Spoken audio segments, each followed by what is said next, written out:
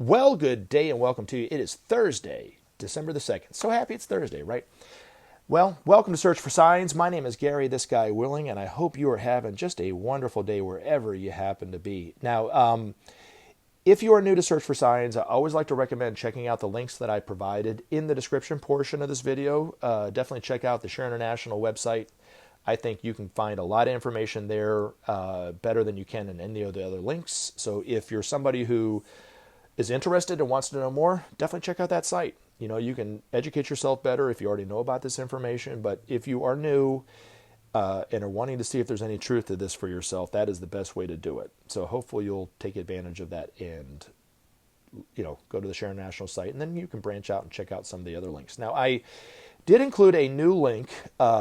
It's toward the bottom of the links that I've already been providing in these other videos, but a gentleman was putting on a talk. It was a TED Talk about the dangers of nuclear war. Now, we all know about the dangers of nuclear war for sure, but he mentioned a couple things that I think is important. That's why I'm sharing it with you. One was some ways of talking with our world leaders to help wake them up. He used some of the language that they would be familiar with, and those kind of things, some of the procedures that they use and so forth. So once you listen to the guy, if you do take advantage of the link and look at it and listen to it, you'll see what I'm talking about. But the other thing that he said that got me thinking, and this kind of goes along the lines of what Maitreya was talking about, really, is even two nations that are relatively smaller players when it comes to nuclear weapons, nations like India and Pakistan, who have been at odds with one another for a very, very long time, and now they both have nuclear weapons. Even though those weapons aren't as strong and they don't have nearly as many as the United States and Russia have, it still could create serious issues, not only for the people involved in it. So let's say one of those nations used a nuclear weapon against the other one, right? Now, whatever city it landed in, of course, would kill as many people in that city, right?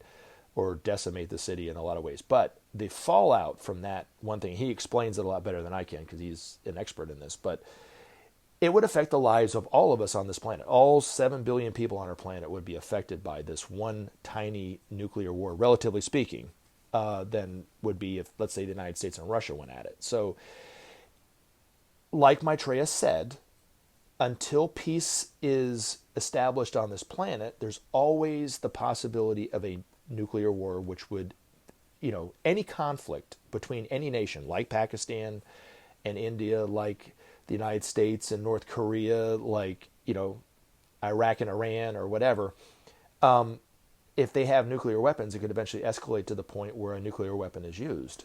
And it would be pretty much lights out for everybody at that point. And this is what this guy kind of explains. So hopefully you'll listen to it and help educate yourself better about the dangers of nuclear war. But, like Maitreya says, without sharing, there can be no justice. And without justice, there can be no peace. And without peace, there can be no future. There is a way out of it. We don't have to be living life on planet Earth like this with conflict and with disagreements that could lead to nuclear war and so forth. We can put war behind us. We just have to wake our world leaders up to the need to do it. But it all starts with the principle of sharing, according to what the teacher is saying.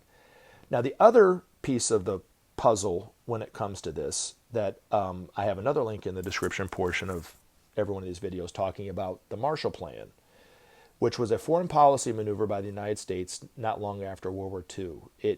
It took excesses, and this is what the principle of sharing should look like, excesses of what that nation had and gave it freely to Western Europe. And they did it in order to rebuild Western Europe. Now, once Western Europe started to get back on its feet, they gave back in payment what they initially took. That's kind of how the principle of sharing will look. It's not foreign aid and money just given to a nation. It's kind of like a bartering system, if you will, between two nations about the resources that are really given to everybody and not just to a nation. And that would bring about trust amongst these nations, which would eventually bring about peace. And the question that I always like to pose to get you to think about, because the nations that participated in the Marshall Plan, the United States, England, Germany, France, Portugal, Spain, Italy, those nations that participated in it for just a few years, I think 3 or 4 years is how long the Marshall Plan lasted, trust one another better than they do any other nations on the planet. The people of those nations, the peoples of those nations can travel easier and freer to other nations that participated in it. So people from England can go to the United States. They don't really need a visa. They just need a passport and vice versa, blah, blah, blah, blah, blah. And prior to that, you couldn't really say that about some of those nations. Every one of those nations had at some point been at war with another one of those nations. But since then, none of them have. And the question that I like to get you to think about is, if those nations that participated in the Marshall Plan for just a few years now have a peaceful, trusting relationship even 75 years after it ended, what would life look like on planet Earth had there been a global Marshall Plan right after World War II amongst all the nations, and it never ended? What would life look like? Well, it would look exactly like life on planet Earth would look, that Maitreya is saying is available to us if we just start now with the principle of sharing. War would be a thing of the past. Terrorism would be a thing for the history books and not a current event that goes on all the time. Tensions and political tensions would be gone and wiped away. People would be able to travel to every other nation freely. People's lives wouldn't be quite as stressful because their needs would be taken care of, their health care would be taken care of, and so forth. Peace would be established on this planet. We'd be living in a totally different world than we're living in today. But as every second goes on, as every time goes on, that we don't establish peace, there's always a danger that what this gentleman was talking about in this TED Talk could eventually happen. One nation could use a small nuclear weapon against another one that could wipe out not only the people that the missile hit, but could affect the lives of all 7 billion of us.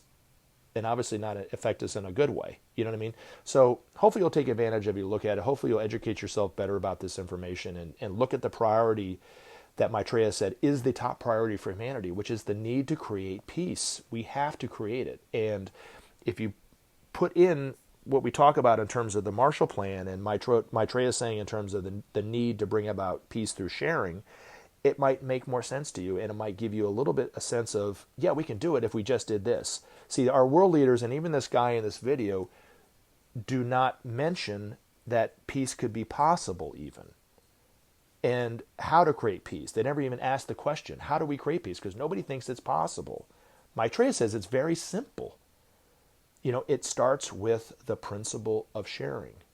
So, and like I said, there's evidence out there with the Marshall Plan. So hopefully you'll take advantage of it and you'll check out those links and so forth. So thank you very much. Remember to take action and help SOP save our planet. Thanks for listening, and we look forward to talking to you again in future videos.